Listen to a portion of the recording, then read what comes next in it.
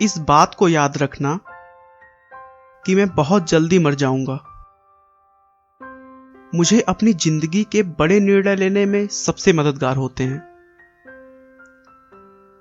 क्योंकि जब मैं एक बार मौत के बारे में सोचता हूं तब सारी उम्मीद, सारा गर्व, असफल होने का डर, सब कुछ गायब हो जाता है और सिर्फ वही बचता है जो वाकई में जरूरी है। ऐसा कहना है दुनिया के सबसे प्रभावशाली एंटरप्रेन्योर स्टीव जॉब्स का, जिन्होंने अपने संघर्ष के दम पर वह मुकाम हासिल किया जो कि हर किसी के बस की बात नहीं। एप्पल कंपनी के को-फाउंडर इस अमेरिकी को दुनिया सिर्फ एक सक्सेसफुल एंटरप्रेन्योर, बिजनेसमैन और इन्वेंटर के रूप में ही नहीं जानती, बल्कि उन्हें विश्व के मोटिवेशनल स्पीकर्स में भी कहीं ऊंचा दर्जा प्राप्त है। स्टीव जॉब्स का जन्म 24 फरवरी 1955 को कैलिफोर्निया में हुआ था।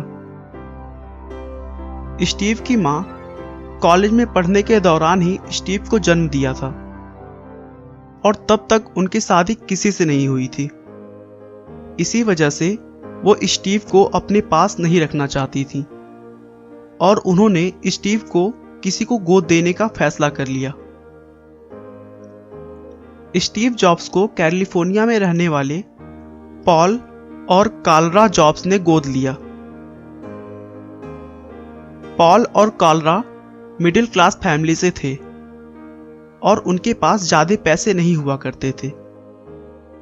फिर भी वो स्टीव की हर जरूरतों को पूरा करते थे और उन्हें सबसे अच्छे और महंगे स्कूल में पढ़ाया।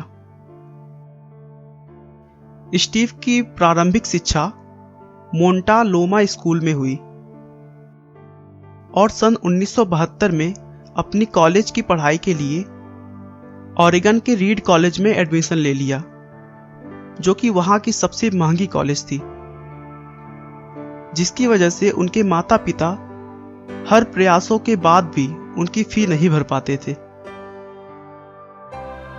स्टीव को भी अपने परिवार वालों को प्रॉब्लम में देखकर रहा नहीं गया। उन्होंने फी भरने के लिए वीकेंड्स में कोल्ड ड्रिंक के बॉटल्स बेचना स्टार्ट कर दिया और पैसे की कमी के कारण पास की मंदिर में जाकर वहां मिलने वाले मुफ्त खाना खाने लगे। अपने होटल का किराया बचाने के लिए अपने दोस्त के कमरों में जमीन पर ही सो जाया करते थे। इतना कुछ करने के बावजूद पूरी फी नहीं जुट पाती थी और अपने माता पिता को कड़ी मेहनत करता देख उनसे रहा नहीं गया और उन्होंने कॉलेज छोड़ दी। उसके बाद उन्होंने अपना पूरा समय अपने पहले से सोचे हुए बिजनेस पर लगाने लगे। स्टीव ने अपने स्कूल के दोस्त वोजनियाक के साथ मिलकर अपने पिता के छोटे से गैराज में ऑपरेटिंग सिस्टम मैकिन्टोश तैयार किया और इस ऑपरेटिंग सिस्टम सॉफ्टवेयर को बेचने के लिए एप्पल नाम के कंप्यूटर का निर्माण करना चाहते थे, लेकिन पैसों की कमी के कारण वह ऐसा नहीं कर पा रहे थे। उनकी यह समस्या उनके एक मित्र माइक मर्कुल्ला ने दूर कर दी और उसके बाद सन 1976 में मात्र 20 वर्ष की उम्र में उन्होंने एप्पल कंपनी की शुरुआत की। स्टीव और उनके मित्रों की कड़ी मेहनत से देखते ही देखते कुछ सालों में एप्पल कंपनी एक छोटे से गैराज से बढ़कर $2 अरब और 4000 कर्मचारियों वाली कंपनी बन चुकी थी।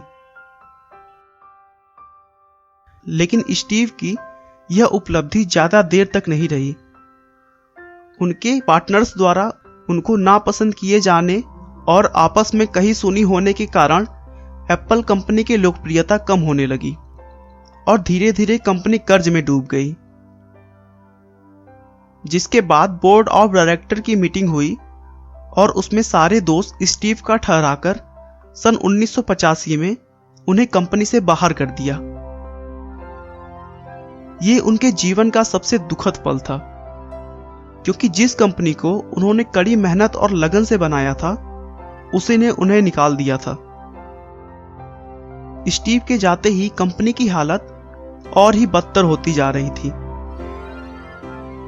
एप्पल से निकलने के कुछ सालों बाद स्टीव ने नेक्स्ट इंक और पिक्सलर नाम की 2 कंपनियों की शुरुआत की, और वो भी काफी सफल रही। एप्पल अब धीरे धीरे टूटती जा रही थी, और ऐसा देखते हुए एप्पल के बोर्ड ऑफ डायरेक्टर्स ने स्टीव जॉब्स से कंपनी में वापस आने की बहुत रिक्वेस्ट की। 1996 में स्टीव ने फिर से एप्पल ज्वाइन कर लिया और पिक्सलर को एप्पल के साथ जोड़ दिया। स्टीव अब एप्पल के सीईओ बन गए थे।